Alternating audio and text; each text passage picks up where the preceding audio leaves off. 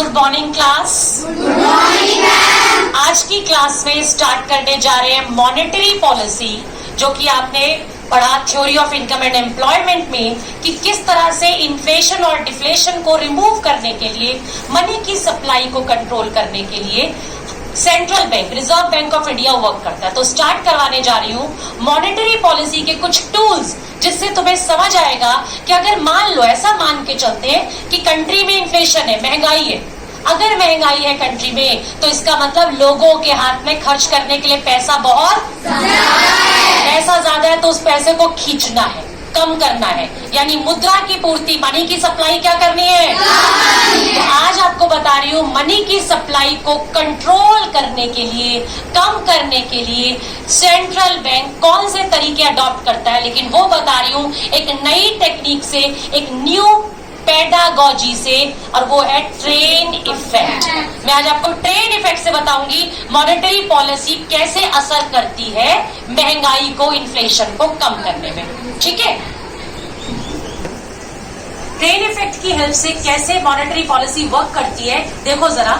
आपके सामने ये जो आप दिखाई दे रहा है, ये मैंने बनाया है एक ट्रेन की बोगीज, डिब्बे, और इस बोगी के आगे लगाने वाली हूँ एक इंजन। ये बोगी क्या कहती है, डिब्बे क्या कहते हैं कि मनी की सप्लाई को रिड्यूस करना है। किस तरीके से रिड्यूस करना है, सेंट्रल बैंक क्या चालाकी करता है, क्या तरीके अपनाता है।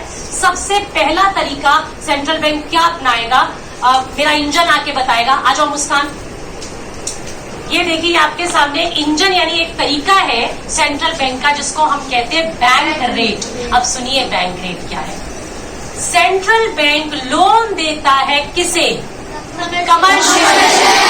किसे लोन देता है, बिल्कुल। जब सेंट्रल बैंक लॉन्ग पीरियड के लिए लोन देता है किसे, कमर्शियल, तो उसके बदले में कमर्शियल बैंक ब्याज देता है किसको, सेंट्रल बैंक। और जब कमर्शियल बैंक ब्याज देता है लॉन्ग पीरियड में लोन लेने के बदले में, उस ब्याज को कहते हैं बैंक रेट। उस ब्याज को क्या बोलेंगे, यस। देखो क्या लिखा है, the rate at which central bank lends money to commercial bank for long term loans.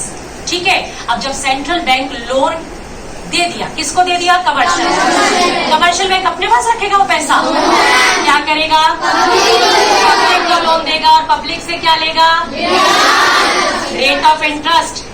अब देखते हैं, अगर महंगाई है तो हम चाहते हैं मनी की सप्लाई इकोनॉमी में क्या हो जाए, कम हो जाए, ताकि लोग डिमांड कम करें, ताकि कीमतें क्या हो जाए। तो देखो कैसे वर्क करता है। बैंक रेट अगर बढ़ा दिया जाए, क्या कर दिया जाए, ये देखो मैं यहाँ पर, मेरे पास एक पेन है और ये बैंक रेट बढ़ा दिया।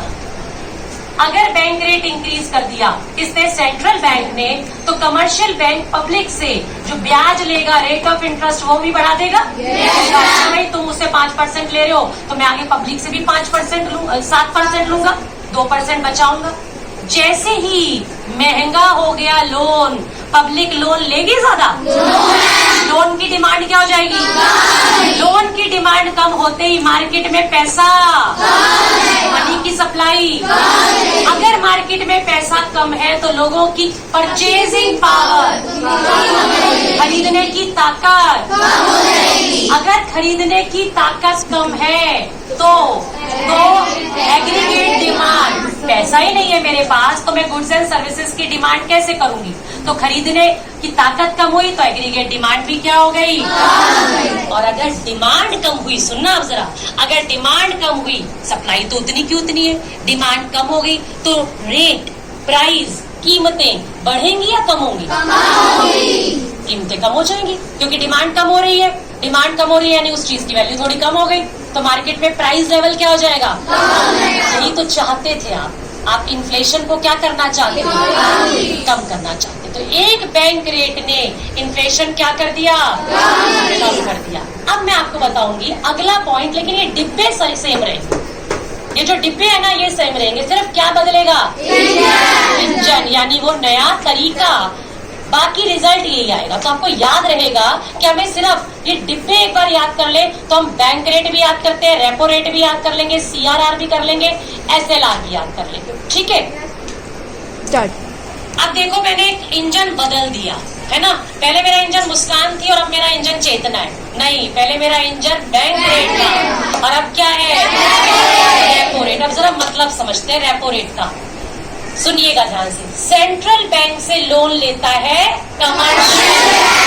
कमर्शियल बैंक अगर शॉर्ट पीरियड के लिए लोन लेता है, लॉन्ग पीरियड के लिए ले तो ब्याज को बैंक रेट कहते हैं, लेकिन शॉर्ट पीरियड के लिए लोन ले तो ब्याज को क्या कहते हैं। यानी कमर्शियल बैंक ही वापस कर रहा है ब्याज सेंट्रल बैंक को, पर इस बार उसका नामकरण बदल गया। क्या हो गया इस बार? बहुत महंगाई हो रही है, इन्फ्लेशन दूर करना भाई किसी तरीके से इस इन्फ्लेशन को।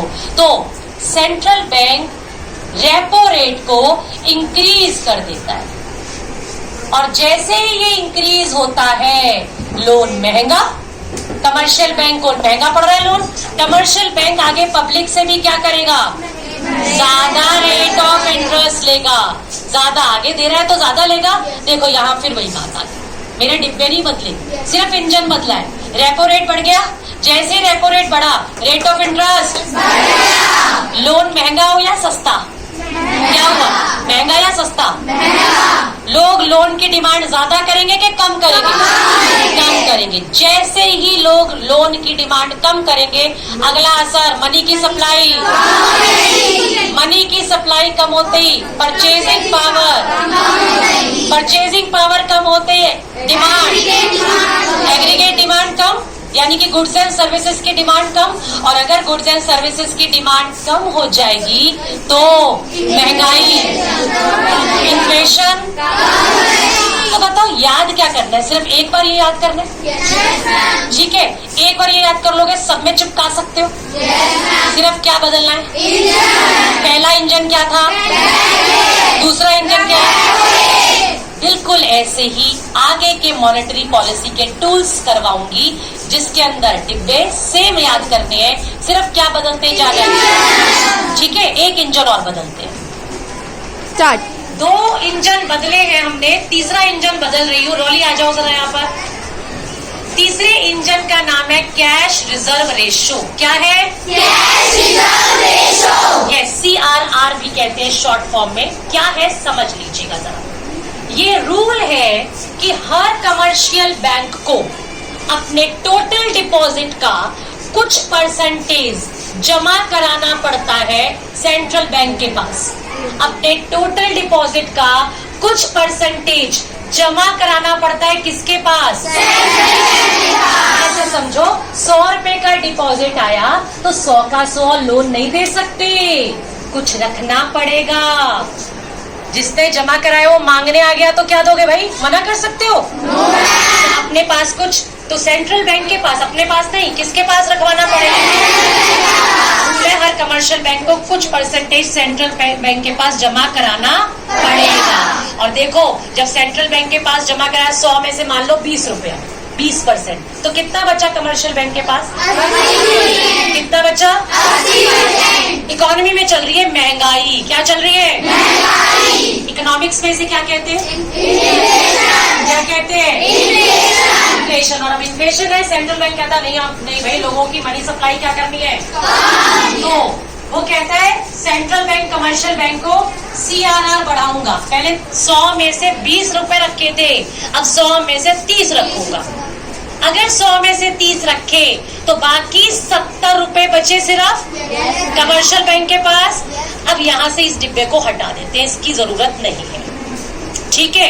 एक डिब्बा, मेरा एक डिब्बा और देना जरा, दिखाइए जरा, ठीक है? आ जाओ, एक डिब्बा नया लगाते हैं, थोड़ा सा चेंज करते हैं।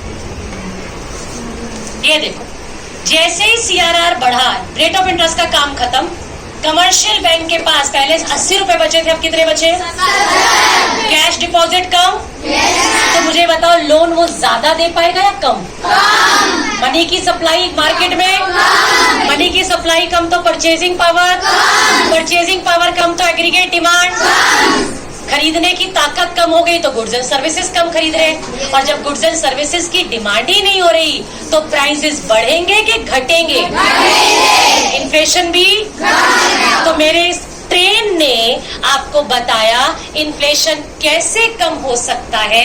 इसमें सिर्फ याद रखने हैं आपको बेसिकली डब्बे, इंजन बदलते जाओ तो आपका बोर्ड का एक क्वेश्चन तैयार हो जाता है 6 मार्क्स का। मॉनेटरी पॉलिसी से कैसे इन्फ्लेशन या डिफ्लेशन रिमूव किया जा सकता है। Is that okay? Yes, ma'am. मेरी ट्रेन के लिए क्लैप कर दीजिए।